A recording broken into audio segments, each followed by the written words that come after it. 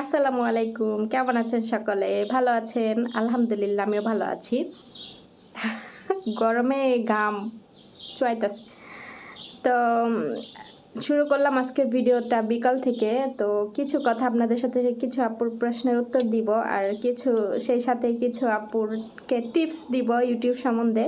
তো আশা করি ফুল ভিডিওটা দেখবেন। না দেখলে কিন্তু কোনো কিছু মিস করলে আমার দোষ নাই। ঠিক আছে? তো আপনাদের ভালোর জন্যই বলতেছি, আশা করি ফুল ভিডিওটা দেখবেন। অনেকে আছে ভিডিও না দেখেই কমেন্ট করেন। তো এগুলা আপনাদের নিজেরও ক্ষতি। ভিডিও না দেখে কমেন্ট করলে আপনাদের নিজেদেরও ক্ষতি। আপনাদের চ্যানেলের রিচও ডাউন হয়ে যায় আর আমাদেরও ক্ষতি। ঠিক আছে? দুইজনেরও ক্ষতি। তো ভিডিও যদি হাতে সময় থাকে ফুল ভিডিওটা দেখে তারপরে কমেন্ট করবেন। তো চলেন তাহলে মেন টপিকে চলে যাই। আমার পিছনে জিনিসপত্র দেখা যাচ্ছে। এগুলো আমি কাজে লাগে না, এগুলো এই জন্য এই রুমে রাখছি। যেহেতু রুম খালি আছে, এখানে আলমারির উপর রাখছি। যাই হোক, আমি যে বিষয় নিয়ে কথা বলতে আসছি সেটা হচ্ছে, অনেক আপুরা আমাকে কমেন্ট করে থাকেন যে তারা আমার ভিডিও দেখেন সব সময়। তো আপুরা আমাকে দেখেন যে আমার বাসায় কোনো মেহমান আসেন না। সাধারণত আরবিদের বাসায় অনেক বেশি মেহমান আসে। অনেক কাজের মেয়েদের মেহমানদের সামলাইতে রান্নাবাড়া করতে করতে অবস্থা অনেক খারাপ হয়ে যায়। তো অনেক যেসব আপুরা আমাকে নিয়মিত দেখেন, আমাকে নিয়মিত আমার ভিডিও দেখেন, তারা দেখেন যে আমার বাসায় কখনো কোনো মেহমান আসে না। আর আসলে তো অবশ্যই আমি শেয়ার করতাম, কিন্তু আসে না। তো আমার বাসায় মেহমান আসে না কেন, সেটা নিয়ে আমি একটু কাহিনী বলি। তো আমার বাসায় মেহমান আসে না কারণ হচ্ছে ফয়সাল। তো যারা নিয়মিত আমাকে দেখেন তারা কিন্তু জানেন যে আমার ম্যাডামের একটা মাত্র ছেলে, তাও আবার প্রতিবন্ধী। ফয়সাল মানসিক প্রতিবন্ধী, শারীরিক প্রতিবন্ধী না। শারীরিক প্রতিবন্ধী যেগুলো হয় সেগুলো হাত পাও হয়, হাত পা পঙ্গু হয় কিংবা চলাফেরা করতে পারে না। ও সুস্থ স্বাভাবিক সব দিকে ভালো আছে, কিন্তু ও জাস্ট ওর মাথায় জ্ঞান বুদ্ধি নাই, বোবা, কথা বলতে পারে না, এই খালি আও আও আও আও করে। ঠিক আছে? তো এই জন্য আর ও মানুষজন এগুলা ও বুঝে না। ও যখন ছোটোর থেকে আমি ওরে পালছি, ও যখন তখন কাপড় চোপড় খুলে ফেলতো। যাই হোক, এগুলো বলা উচিত না, তারপর আমি একটু আপনাদেরকে উদাহরণে বুঝাইলাম। তো ওই সেম বড় হইলেও দেখা যায় যে 10 জন মানুষ রুমে বসে আছে, ওই রুমের ভিতর ওয়াশরুম। ও এটা বুঝবে না। ও এই 10 জন মানুষের ভিতর দিয়ে কি করবে, ওয়াশরুমে চলে যাবে কাপড় চোপড় খুইলা সবার সামনে।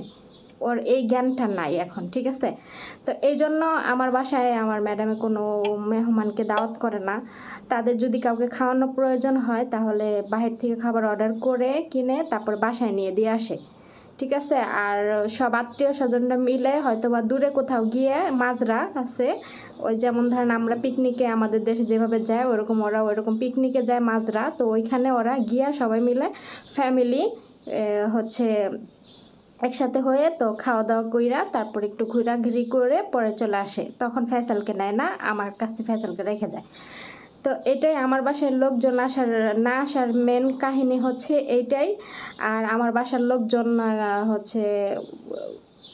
দূরে কোথাও বেড়াইতে যায় না, তারও কারণ হচ্ছে ফয়সালি।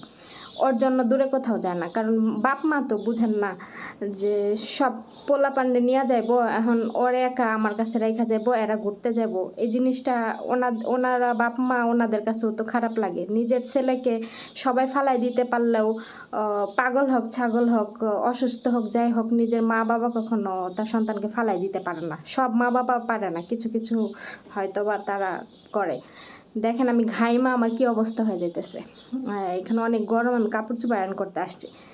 তো আপুরা আশা করি প্রশ্নের উত্তর পেয়ে গেছেন। আমার বাসায় এই জন্য কোনো মেহমান আসে না, কোনো আমার ঝামেলা নাই।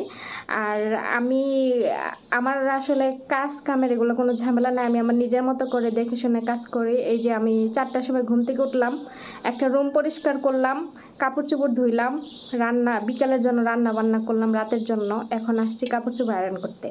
তো আমার ম্যাডাম আমাকে কিছু বলে দেয় না, আমি আমার নিজের মতো করে দেখে শুনে কাজ করি।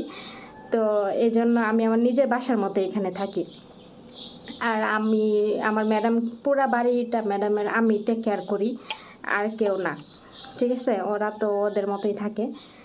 তো এইটি হচ্ছিল। আর মেহমান আসলে অনেক ঝামেলা হয়। ঠিক আছে? অনেক ঝামেলা হয়। তো যখন ম্যাডামের ওই যে ছোট মেয়েটা হয়েছিল আমি আসার পরে, তখন ওরা তো বাচ্চা কাচ্চা হইলে এই দেশের মনে করেন বাচ্চা কাচ্চা হইলে ইয়া করে, বাসায় লোকজন দাওয়াত করে আসে দেখার জন্য, বাচ্চারে গিফট দেয়, কাপড় চোপড় দেয়, দিয়া তারপরে দেখা যায়। তো ওই যখন ছোটোটা হয়েছিল তখন বাসায় মেহমান আসছিল এরকম। তো তখন যখন মেহমান আসতো তখন ফয়সালরে আলাদা একটা রুমে ভিতর থেকে তালা, বাইরে থেকে তালা মাইরা রেখে দিত যাতে ও বাইরে না বাইরেতে পারে। ঠিক আছে, তো এই বিষয়গুলো আসলে তখন আমার ইয়া লাগতো, মায়া লাগতো, ওর বাবা মারও তো মায়া লাগতো, তাই না, যে নিজের সন্তানরা এইভাবে আটকে রাখতে হয়। দুনিয়াতে জন্ম নিল কিন্তু কিছুই বুঝলো না, দুনিয়ার হাও বাও মানুষজন বুঝলো না, কে আপন কে পর এগুলো কোনো ধারণা নেই এই সম্পর্কে। তো এই জন্য আমার বাসায় টোটালি কোনো মেহমান আসানো নিষিদ্ধ। আর এই দেশের মানুষ অনেক বুঝদার, ঠিক আছে, আমাদের দেশ হলে তো কইতো যে বাসায় কেউ দাওয়াত করে না, হ্যান ত্যান দুনিয়ার কথা কাহিনী হইতো, কিন্তু এই দেশের মানুষজন অনেক বুঝদার। আর বাসার সামনে থেকে এসে কথা বইলা মনে করেন চলে যাবো, কিন্তু বাসার ভিতরে ঢুকবো না। আমাগো দেশ হলে এরকম করতো, কইতো কি যা জমিদারের আইসে বাসার ভিতরে ঢুকাইলো না, ঘরে গেটের সামনে থেকে কথা কয়ে বিদায় করে দিল। কিন্তু এই দেশে এরকম না, আসলে গেটের সামনে থেকে কথা বলে জায়গা। ঠিক আছে, দেখেন গরমে কি অবস্থা হয়ে যেতেছি। এক বিষয়ের মধ্যে আরেক বিষয় নিয়ে কথা কই। তো যে আপুরা হচ্ছে চ্যানেলে সাবস্ক্রাইব তাদের হয়ে গেছে 1000, কিন্তু ওয়াচ টাইম পূর্ণ হইতেছে না। আমার বিষয়টা ছিল ভিন্ন, আমার কিন্তু ওয়াচ টাইম আগে হয়ে গেছিলো, সাবস্ক্রাইবার পরে হয়েছিল। আর অনেক আপুদের আছে যে আগে সাবস্ক্রাইবার হয় পরে ওয়াচ টাইম হয়। তো ওয়াচ টাইম পূরণ করার জন্য আপনাদের ওই যে 2 মিনিট 3 মিনিটের একটা ভিডিও, দিনে একটা ভিডিও ছাইড়া দিলেন, এইভাবে আপনার 1 বছরে ওয়াচ টাইম পূরণ হইব না।